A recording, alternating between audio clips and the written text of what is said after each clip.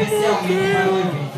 O Centro de Convenções de Manaus, conhecido também como Sambódromo e tido como o maior do país, o primeiro desfile oficial de escola de samba em Manaus ocorreu em 1947, sendo que a escola mista da classificação foi a campeã.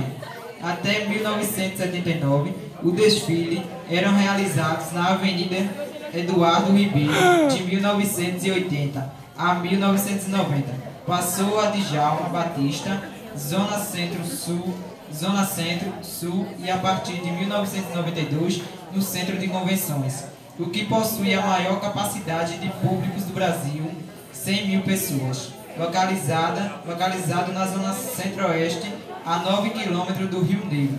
Segundo o livro É Tempo de Samba, a história do Carnaval de Manaus, de Daniel Salles, a pista do Sambódromo possui 400 metros de extensões e 12 de largura, sendo que o desfile das escolas de samba são sexta, sábado e domingo, e o Canaboi, evento que reúne vários levantadores de todas e bois, fecham o Carnaval Manaurá, que se inspira muito no Festival Folclórico de Peritins.